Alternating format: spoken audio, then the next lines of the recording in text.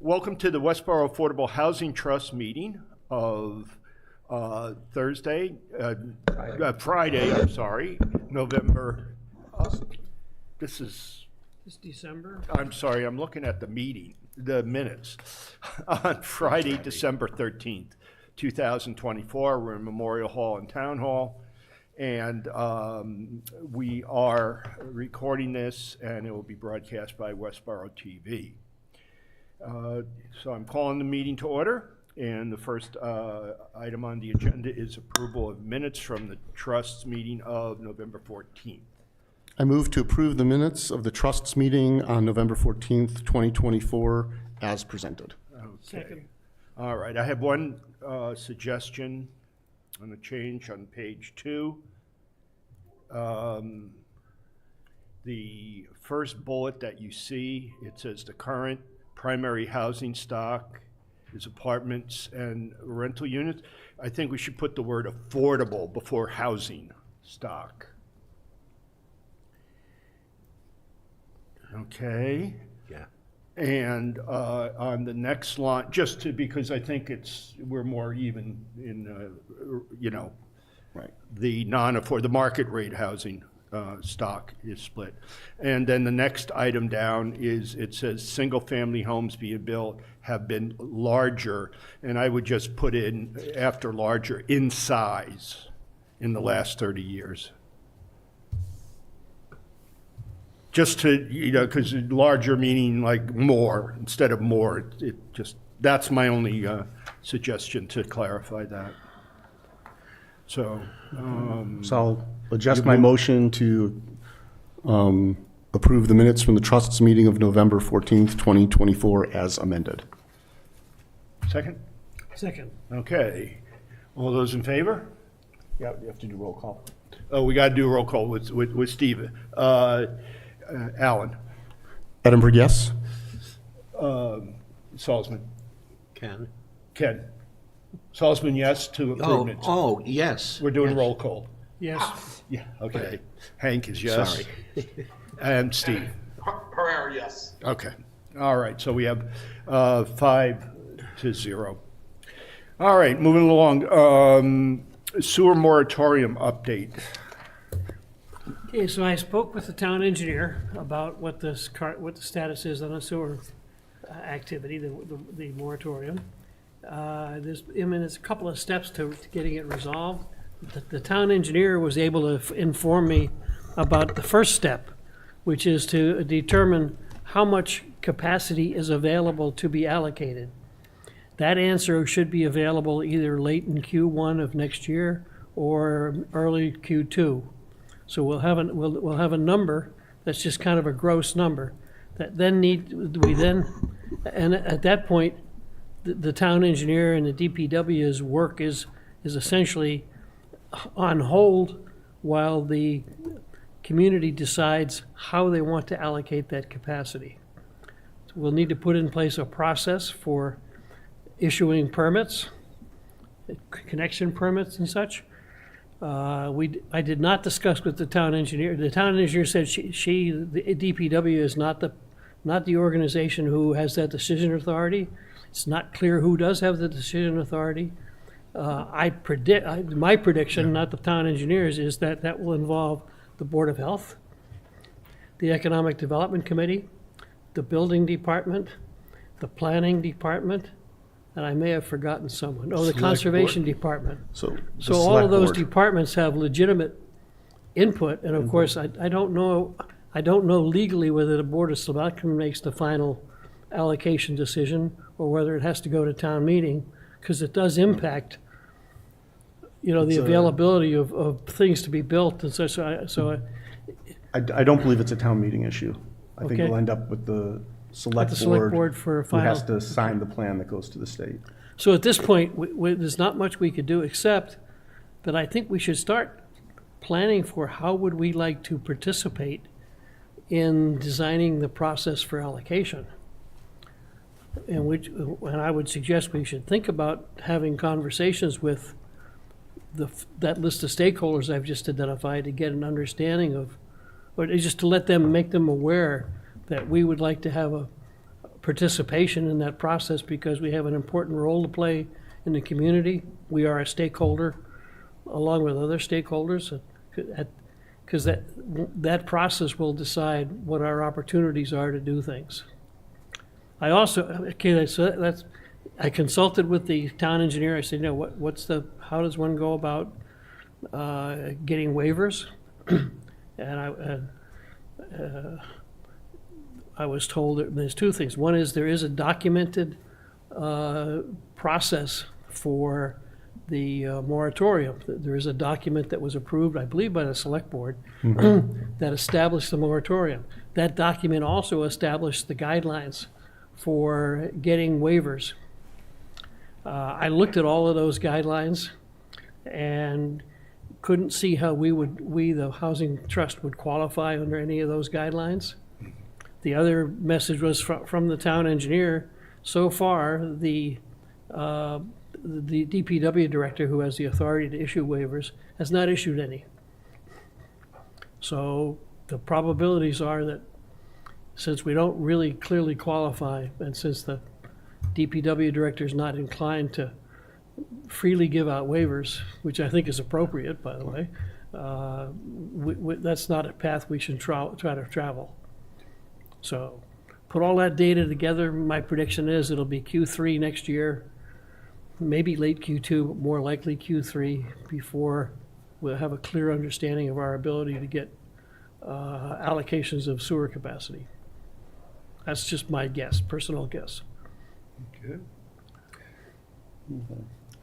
Did you get any sense that they believe that there will be excess capacity, extra capacity? Lisa didn't want to comment on that specifically, but all the indications are that there will be. Okay. I mean, we have a considerable amount of capacity that's been allocated to industrial and commercial, which hasn't been used. There's also appears a legitimate challenge to the guidelines for how much flow is actually created by various categories, particularly single-family residential, multifamily residential, that the flow guidelines that are in the existing documentation are overstated considerably. Right. Which 110 Yeah, so per bedroom. Director Payant presented a lot of this information that Hank's referring to at a select board meeting several months ago. And, Westborough's calculation at 110 gallon per minute for sewer connected properties is there because that matches the state measure for septic. But septic builds in a lot of factors that you don't have when you're sewer connected. So they were looking at national averages and regionals and things of that nature and some actual data. And he threw out as a straw man number of 45 gallons per day, per bedroom. And somewhere in that neighborhood seems like where he was expecting they would land after the research and the calculations. Now, what that does is it reduces the oversubscription rate. It won't get us necessarily under, but other aspects of the policy discussion. When you say under, do you mean the actual flow? It won't get the allocated amount under the actual flow. Our actual flow is under the permit. We are over. The actual flow meaning the affluent. The affluent, Yeah, the the actual flow. Coming out of the gallons per day coming out of the plant is below the permit. The permitted flow is significantly greater. Yeah. What we've allocated as a town is significantly greater than the DEP permit. Reducing the gallon per day per bedroom calculation will dramatically reduce how oversubscribed we are. And it's okay to be oversubscribed to a certain level because it's an average and you have ebbs and flows, pun intended or not intended. And some properties will use less, some will use more than that. So it's how comfortable we are. The other aspects of the policy that'll come up for discussion is, well, what happens if you grant an allocation and it's never used? Is it in perpetuity or does it expire? If you special permits and other permits from that get issued by the planning board can have an expiration date. If you get an allocation as part of a permit and the permit expires, should the allocation expire with it and have whoever buys the property or the next person on that property have to reapply. So, it's been a huge task just to figure out what's been promised and what's been committed and what's there. There'll be a lot of aspects to that could not just shifting from commercial industrial to residential or multifamily residential, but even saying, look, we've got X dozen of residential properties that were told they could hook up. They've never hooked up. That permission's going to go away if they don't hook up within a certain period of time to free up more capacity. But there also, again, I predict there's a potential legal issue. Take a commercial establishment who has a permitted flow. Does the permitted flow run with the land if they sell the land or if they rebuild on the land? Does the permitted flow remain or doesn't it? I would suggest that, it's not an uneducated sea lawyer, that sewer permit has value.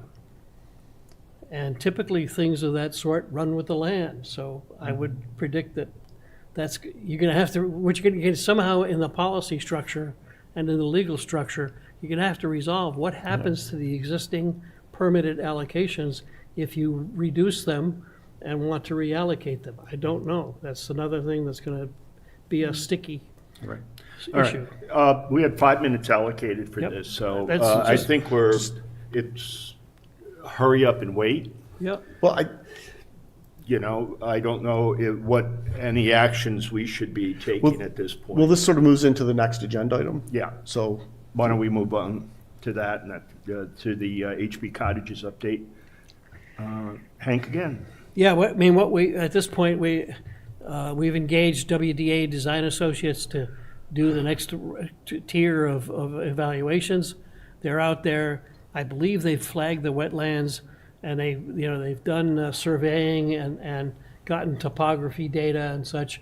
Next week, they're going out there to do test pits that will give us an idea of what kind of septic the site will, from which they'll be able to create some, what I'm going to call a first pass plot plan, not buildings on the plot, but just the land itself, and get clear to us what the size of the buildable area will be. And we'll also understand, given the size of the buildable area and all the constraints around where septic goes and the flows that the land will support, we'll get an understanding of how much septic we could put there. And at that point, you got some data that says, okay, this is how much space you have. This is how many bedrooms you can support with sewer. We'll also have the data that we need to get an understanding of at least a first pass estimate of what it'll cost to do site prep. I mean, the site will have a unusually expensive site prep because you got a huge hole in the middle that has to be filled. The back part of the land, the rear part of it down toward the housing developments, I can't remember the name of the street. Mayberry. Down by Mayberry Drive, there's got to be at least 20, 30 feet of elevation change there. You're not going to be able to build on that stuff. You're going to have to replicate the wetlands that they lose. That's a 2-for-1. So you'll have all that data. You'll be able to say, okay, this is what physically can be put on the property, and then we can decide, okay, what do we want to do next? Do we want to start? Do we want to create the next tier of proposed site plans, plot plans, or how do we want to proceed? excellent. Alan, yeah, you had a question? The good news Yeah. is that the concept plans that Waterman Design did for us, when we went to the one-stop shop,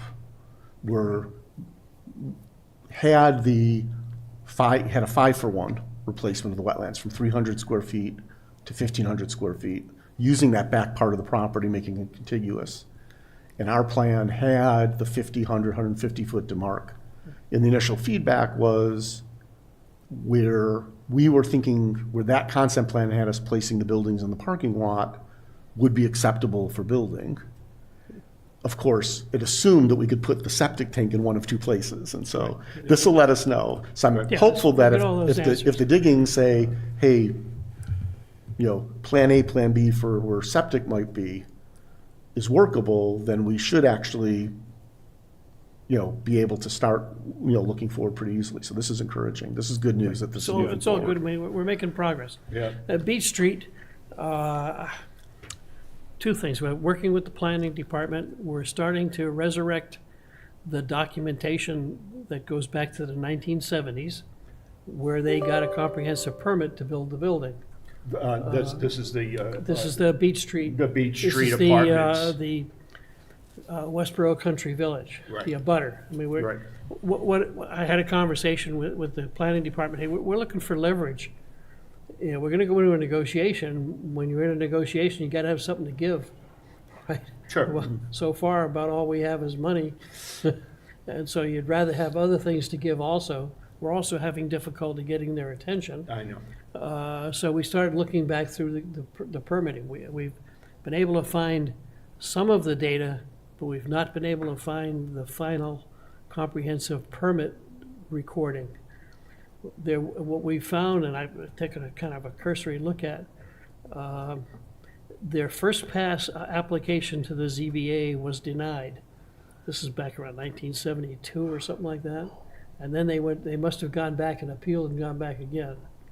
So we're still looking for that documentation. So you might need to look from the state, from the Housing Appeals Commission. Right, okay. Because the HAC, if they make a ruling, if there's then no specific vote by the ZBA, the HAC ruling becomes the comprehensive permit. The other thing that came up in the comprehensive, in the documentation for the hearings, that site probably was a tannery in the past. Oh, it definitely was. Okay. And given that that was a tannery, though it appears, again, I'm not an attorney, I'm trying to read this document, it appears as though there's no risk in the area for contamination. I would suggest, not now, but it's one of the things we'll have to do is at least a phase one environmental to make sure that we don't have any risk of environmental issues that we're not aware of. That would Probably never won't happen be. on any property we have. Right, I mean, probably won't be because all of this stuff is No, I cleared. know. But it's just part of good due diligence. I'm being a little, So again, somewhere down the road when yeah. we get yeah, to we that don't want to point. run into something. I've sent another email to the person who runs the Westborough Country Village, asking, please put us in touch with your attorney. I haven't heard back, so I'll keep pursuing that. Cool. I'm going to suggest that we do the level one Yeah. sooner rather than later, so that we have the results before we issue the RFP. Yep. Oh, yeah. And so if we're looking hopefully to, issue an RFP in the spring, having, Ty and Bond come out and do the level one before the ground is fully frozen might be worthwhile. I don't know, given the size of the property, what the cost is we might need to I'll you go get an vote an estimate on that? allocation I'll go for after December. T&B and ask them what it would take to do a phase one environmental. Phase one for, and then we can make a decision in December. Yep. I don't know how far into the property along that back they would want to go. You can, Phase one environmental is mostly document search, but they may just want to walk it. I mean, they shouldn't I need. don't know if you don't think they'll need to do any core sampling or anything. Phase one environmental, I don't, again, Ken, you may know better. I've not seen anybody do sampling. Okay. I mean, if the phase one environmental indicates that there's risk, then you Then may you start go doing for it. Okay. sampling. Right. All right, if you could get a quote Sure. on that, and we can vote at next meeting. And if anybody wants to read the ZBA findings and hearings and denials and all that, I'll be glad to email it to you. Sure. No, I'd like to get a copy. I mean, we Okay, should. I'll mail it out to the whole committee. Okay. Yeah, and then, I mean, just for our records, that Yep. we keep them in one place Yep.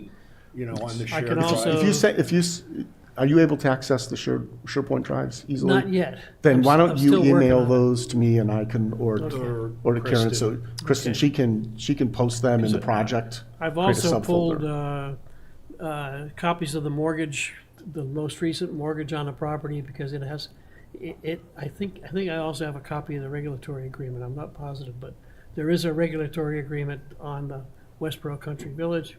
All of that is things we should be aware of when we go talk to them. Because they are highly regulated, highly constrained. The other opportunity, in the documentation, it does reference that the housing authority was a support, has some rights to refer to them. I'm not sure what they are, so I'm going to contact the executive director at the housing authority and see if they have an active relationship, if they have exercised any of those rights, and what those rights are. Again, maybe some leverage there, who knows? All right. Sounds like, as always, hang some copy. Yeah, well, I'll send you a bill at the normal hourly rate. Okay, please, yeah, at the normal hourly rate. Actually, and starting in 20. Any of those other documents, just send them to Sure. me and I can put them on Sure. hold. Okay, moving on. We have project updates on the RAP program, rental assistance. Excuse me. We are, from the money side, all set with that. We have paid them or deposited $120,000 with them that they can tap as need be. The legal agreements are signed for the, authorizing Metro West Collaborative to do the program. And I guess the next step is a question of marketing and letting people know what needs to go on, so. Okay, so You have some just my idea, understanding from the emails is that Metro West is starting to put together a marketing one page. Okay, good. I thought Kate was going to reach out to you and see if you could help with a trifold, Okay. since you're very good at those. Well, that's the one, that's the home borough. No, but doing another one. trifold for this program, and then Sure, I can start, we'll the, launch the marketing campaign. Yeah, So I'll tri- check in with Kate and Alicia on right, that. and once we have that, that'll obviously go to Family and Youth Services. Yeah. And anybody else that, Yeah. and even getting out to the realtors, to the landlords. Yep. So that We'll they're post aware. it. We'll also post at the senior center, at the library. Right. And maybe leave if we have Yeah. some trifolds, they can Yeah. hand them out or have them available. So trifold for wrap. Let me see what I can start to do with that. All right, and I'll work with Kate. I. Yes, Kristen? So I touched base with Julia in Youth and Yep. Family Services, because at the last meeting, Kate had mentioned she thought that the revised guidelines were going to be finished the middle of November. Unfortunately, they're behind in that. It's not done. Julia sent me what they currently have. There's still a few edits that might occur. So as soon as I get that from her, I'll forward that to Okay, everybody. please. Okay. All right, so I'll wait for, and this is on the application or on the qualifications? Yeah, whatever the guidelines are that. All right, the they're currently guidelines, have. okay. I'll make a note not to do anything too serious till we get those guidelines, but I can start to get a layout done.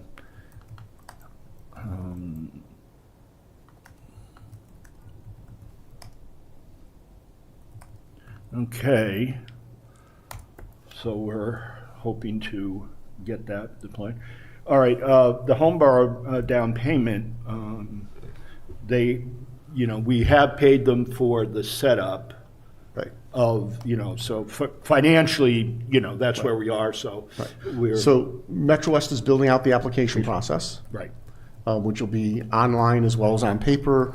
And Kristen did a great job gathering sample. The piece that we're missing is the actual loan document or grant agreement. right. With the homeowner. Kristen gathered samples from other programs. It's on my plate to look through, come up with a draft, and get it to council for a quick review. Right. There's And there's a one sample in the packet. just so people see the nature and the size, et cetera, in the packet that was sent out. And Kristen incorporated a sample from City of Gloucester, not knowing if that's the best or not best or whatever, but, you know, obviously it's of significant size, so that it'll take a bit of work to make sure that we have that all in place. But thanks, Kristen, for rounding that stuff up so it gives us a jump on putting together an agreement. On 3 Baylor, I don't have any updates. I mean, have you seen anything new on the permits, Kristen? Yeah, so I've been working with Bill Heslett Right, and Mark O'Hagan right, and Fung in engineering. So Mark had to go out and get an official surveyed plan, which is expensive. So I think he was kind of holding off on that for a while because he didn't feel like it was necessary because it's a completely level, flat lot. Right. And he was hoping he would get some kind of relief. So they did have a meeting with engineering to try to discuss if that was a possibility. And the DPW director and the engineer decided that they did need to have that submitted. So he went ahead and he got a plan and he uploaded it to the portal. And I notified Fung that it was there and ready for review. I was hoping to get an answer on whether what he submitted would be good enough. right. But I haven't heard back yet. Okay. But at least as far as Mark's concerned, he's done what they've asked him to do to this point. And then as soon as they come back and make comments, he said he can adjust the survey or add something if there's Right. something missing. So it seems like he's ready to go as soon as they sign off on that piece. Okay. I thought the issue, because the issue was, his original plans didn't show exactly where the driveway was gonna be, and there was Right. concern about the driveway's proximity to underground utilities. Right. And on that so surveyed plan, it shows shows it like all. all the distances from point A to point B, where the utilities are, the grading lines, like, you know, that's why Yeah. they need the surveyed plan. And that's a site plan regulation across the board for everybody. Okay. So. Yeah, So that's part of normal building department Yeah. requirements. Good. No surprise. no I mean, surprise. If the And then they- contractor wasn't aware, that's his problem. They did put up a fencing on the front of Yes. the property. Thank you, Kristen, for following up with Yes, Bill on thank you. that. I think that, I don't know, I think when you get somebody like from building department or inspection that carries some gravitas to, with developers, so thank you. All right, yeah, the sooner they could get that, because that's really gonna be a big, you know, win, once we have that done. I haven't heard anything more on Lyman. We have the agreement with, they've gone back and Right. forth. I believe, Sharon's with waiting for Mark comment. Donahue. I think she's waiting for comment from you and I on a final round of edits. I'll follow up. Okay, I'll reach out to you if we need, I will double check to see if she's if we need to, you and I need to Would need review to review, anything. okay. Before it goes out to them. And yeah, once because she got all back, the Ts and Cs are right, I think, fine, you're already authorized to sign. right, Sharon, our counsel, did get a copy back from Mark, and she's, you know, Yeah. reviewed that and sent out just to say, I think she's fine with, she didn't have any issues with the Right. version, Right. but she wants us to bless it for, you know, before signing. Okay. And then we're waiting for feedback from, So it's Connector Road. From Okay, Connector 25 Connector Road. so they This may be next selling the property, so the buyer, they're giving the buyer an opportunity to just sanity check the agreement as well, because they'll be living with it as well. When they flip, you mean the buyer, the eventual buyer? Right. Yeah. Yeah. So, Because their plan is to convert, you know, bring it so that, the sale may happen before the conversion. oh, really? Yeah. Who would do the conversion? Would they? The new owners. The new owners Right. would. So they're just going to do. They're selling a permitted project. Right, Yeah, which so is their they- business model. They, Yeah. Yeah. this company looks at extended stay and says, oh, we can make these into apartments. They go through the permitting process. And then depending on the market and interest, they sell the permitted project. Okay. They do the conversion and sell the completed project, or they hold it and operate it for 3 to 10 years, or 3 to 15 years, I guess, is their model and sell. And the determining factor of options A, B, and C is what's best for them and their investors. So, at this point, it looks like it could be sold pre-action on the permit. Right. So, and then. And how long is that permit good for, before they have to start doing 3 years. serious 3 work? years, yeah. 3 years. 3 for years, special permit. okay. All right. But we don't have any issues, significant issues, At this point, we don't, not on our side. on our side, no, we're waiting. And I'll follow up with Travis and Okay. the All folks right, there. ARPA funding, we put in a request to, up to 500K, which is roughly the amount that they had found available in, I don't want to say excess, but remaining ARPA funds, as did a number of other people, and other departments rather. So, Alan, you can give us the good news. We did not get it. We did not get it. And okay. not surprised. What we were basically asking for is, any money that couldn't be allocated or contracted by December 31st could fall to us. Yep. We were not the only project to make that request. The other project was the lead service line replacement project, Right.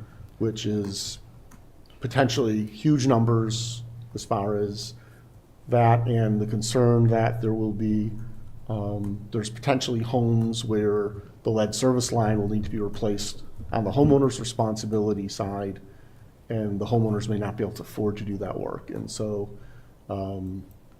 while the eventual total cost of doing that replacement's unknown, the decision from the finance team of the town and then the advisory finance committee and the select board was let any unspent ARPA funds fall into that program to help defray any, the future costs that we know are coming. Yeah, I was at the meeting when they were reviewing the ARPA because I had, a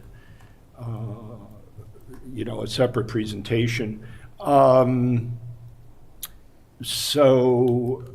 With the finance committee, so the Right. finance committee were voting their Yep. various, but when that came back finally to the finance / select board, they basically just went with the lead replacement project, lead pipe replacement, because the police Yeah. and fire, Well, no, there were Yeah. other projects that were allocated funds. right, And then Okay. some were allocated to lead line, but there was also a vote that said, that by the select board made the final decision that any other funds that become unallocated or Oh, okay. uncontracted would fall to the lead line project. got it.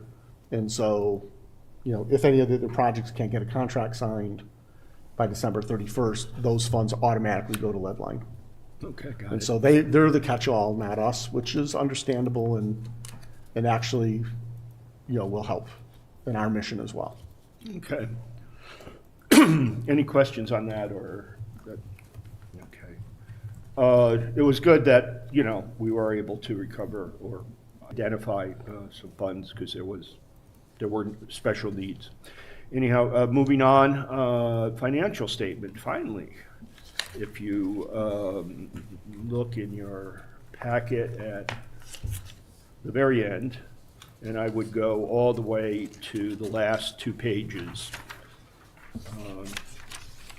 I was able to finally, after getting things resolved with the finance department, who were wonderful and, working through some confusion on what was included and not included and some errors that were made. That shows our statement of activity first, and it just shows, basically you can go down, it's sort of a profit and loss, although we can't do a profit and loss because we're a nonprofit. It shows where money came in from both contributions, i.e. transfers. Those are transfers from, Pulte remediations or mitigation money. And we got some investment income because we have about, a significant amount of money sitting in the trust account at Rockland Trust, so we get some investment income. And then there was, that other was just a reversal of a mistake that had been made. So, and then it has roughly, I did expenses in groups of nature of expense. Obviously, the purchase for 24, the purchase of Beach is the big one with $500K. And, the rest go down to various, consulting and subsidies rather, that we did, and that was particularly on the Lawton Way project, where we bought out the difference between, to make it affordable, we had to buy down from the market rate, which is what they were under that program. And then, we have various supporting services, and then you see that the net assets at the end of the year was 2.2 million, or almost just a little over 2.2 million. So that's a summary. This is the type of thing, if somebody had asked, what did you do, or how did you use your money? How'd you get your money and use your money? That gives them a very high-level view, and is standard statement of activities for fund-based reporting. The second one is basically just showing us where our cash and our assets are. We have our, right now, cash and equivalents, 2.6. We have 800 some odd thousand in the land and buildings, and that's using the, the assessed values of the two properties we own.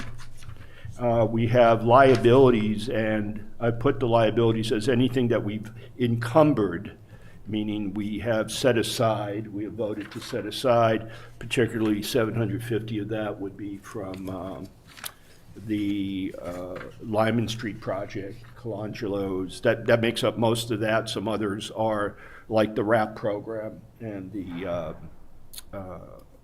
Homeborough. We have some escrowed funds. That's money that we set aside for 3 Baylor, just in case we run into something special there. And we've allocated funds, and that, the allocated funds is more for RAP and Homeborough, particularly.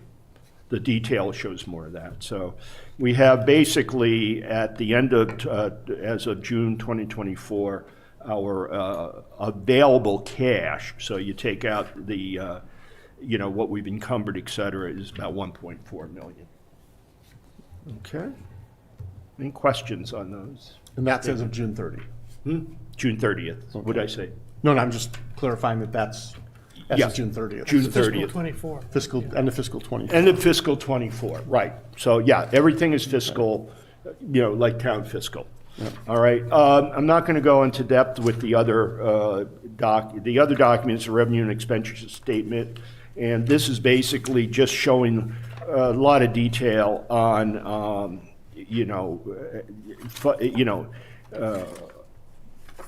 where money comes from, goes out in the first part, and reconciles our cash position. The escrowed funds are enumerated there, and are escrowed and allocated funds are enumerated there. And then that drops to that 1.4 million being available for, right, as of the end of 24 for available cash, it should be, but available funds. And then the current assets, we list that out. It's, Question? yeah. So we need, this version still doesn't have the 25 Connector Road project in it. It does not. For fiscal 25. So So we should Yeah, I can add that Spin on. that in. Yeah, I've been working Yeah. up to 24, get that right. And No, I understood. But, Understood. yeah, I can update that, because I've tried to bring things up to date on 25, since we're halfway through the year. Right. All right, and then, it just, once again, shows current assets, which matches back to the statement of financial condition. We have some thresholds there that, we have, so that if we exceed those, we need to inform Select Board. And the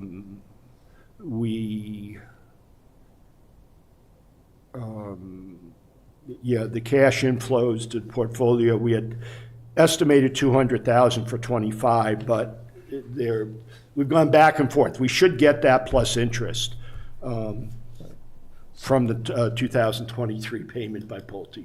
Right, so when the So- cash inflows for the portfolio. Yeah, so that's basically, the rest is, I'm Right. sorry, I don't need to go on. The other pages are basically just a breakdown of expenses by project. So, anyhow, And the Rogers Road, 200K plus 200,000, I mean, that's a forecast of possible activity as opposed to allocated on page 3, page 2, excuse me. Bottom of page 2, which is the, Yeah, we can, yes, We that can- was, we projected that, we can pull that out, Sam, I because it's think- on hold. yeah. I don't think, in terms of a budgeting exercise, that Yeah. unlikely that's gonna happen. If you Right. wanna throw a few $1,000s in there in case we do some consulting or something, but I don't see much happening. I'll just take it out, it's Yeah, not, it's easier to take it out. Right. And then where we are with the Del Webb mitigation, which is from the original permit, is the 2023 payment is in the should be in the mitigation stabilization fund. That was what was voted, plus interest, so it's 201 and and change, change. That should be transferred to us right, shortly. Del Webb should have made their 2024 payment right. by this point, so we could request that 200,000 plus whatever interest at annual town meeting. So Annual town meeting. this could move to 400, 400 plus thousand. Right. So anyhow, I caught that from, I can get a trust statement, or I can get a portfolio statement from Rockland Trust at any point. I got one at the, as of end of November, and I saw that there had been no contribution, so I, checked with the town accountant and the treasurer collector, and we found that the 24 hadn't gotten in. Then we clarified, well, this was really a 23 number, so that hopefully I'll see that flow in this month. So that's about it. I mean, we're on top of the numbers. We're, I think, over the hump with the issues that were a bit of a challenge as the finance department had to, restaff, and really we have three new department heads.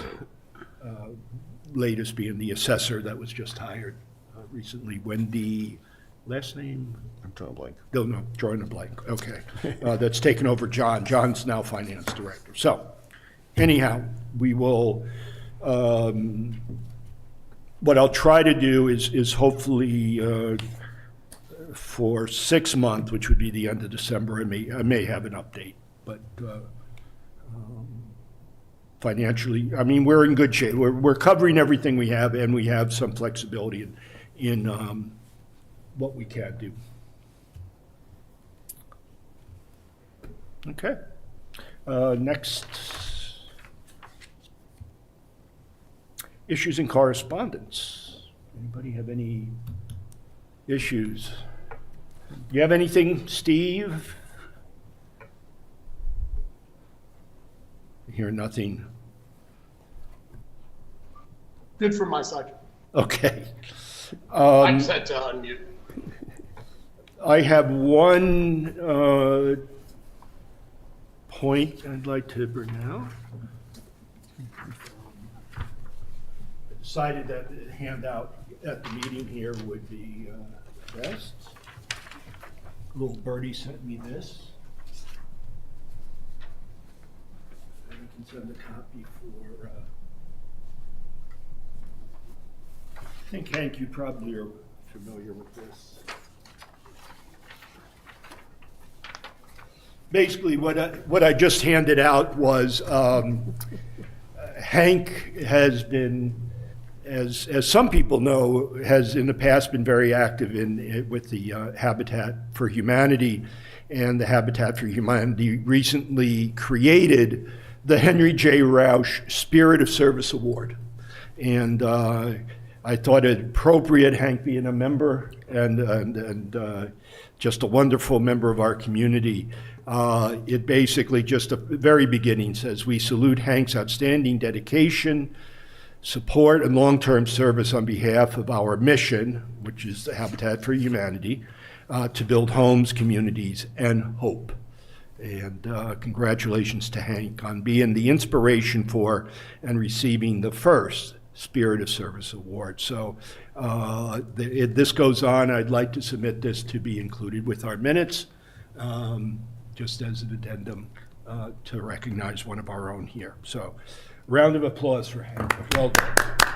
Thank you very much, Ed, and everything. Thank you very much. You want to make any No, comments? I mean, I've been with Habitat for like 21 years and served like 12 years on the board.